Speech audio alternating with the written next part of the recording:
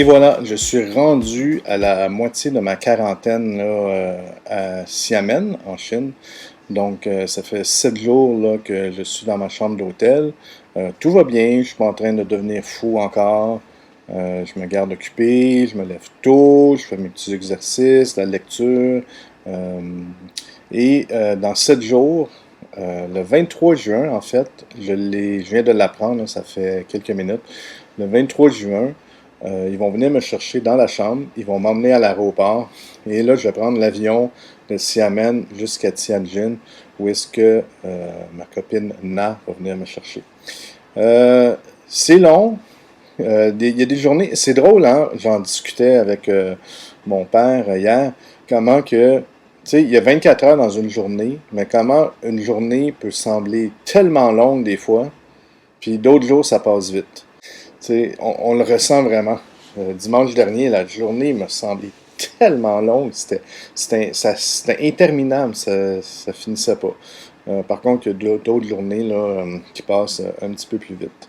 Mais j'ai hâte que ça se termine et j'ai hâte euh, de retrouver ma vie un petit peu plus normale et surtout de retrouver Na.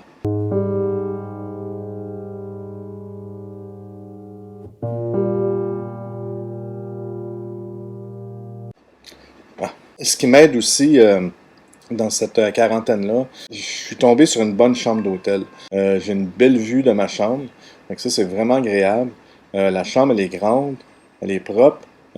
Aussi, une chose qui m'inquiétait, c'est au niveau de la nourriture. Tu sais, j'ai vu des histoires d'horreur là, sur des groupes là, de d'autres personnes qui étaient en quarantaine. Mais c'est pas des histoires d'horreur, là, mais c'est juste comme la bouffe avait pas de l'air très bonne, ou c'était toujours la même chose. Tu sais. Moi, j'avoue que mes déjeuners s'en viennent un peu ennuyants parce que c'est toujours la même chose à tous les matins, là, les petits pains, l'œuf dur, puis la patate douce. Pour ce qui est des dîners puis des soupers, vraiment, j'ai vraiment pas à me plaindre parce que le restaurant ici est vraiment bon, puis je peux commander ce que je veux. Donc là, j'ai mes plats que je préfère, des plats qui sont très très bons. Donc, ça rend la chose un petit peu moins difficile. Il faut dire aussi que la moitié de mes valises étaient remplies de vivres. Donc, tu sais, je me suis apporté plein des noix, des barres granola, même du beef jerky là, pour si jamais je manquais de protéines, là, comme dans le fond du bois. Là.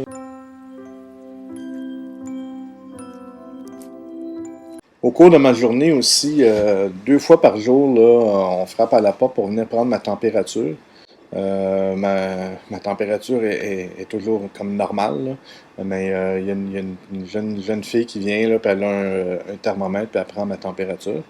Euh, aussi, à date, 2 fois, ils ont fait des tests, là, des tests nucléiques, là, je pense qu'ils appellent ça, c'est avec le swab là, dans le nez.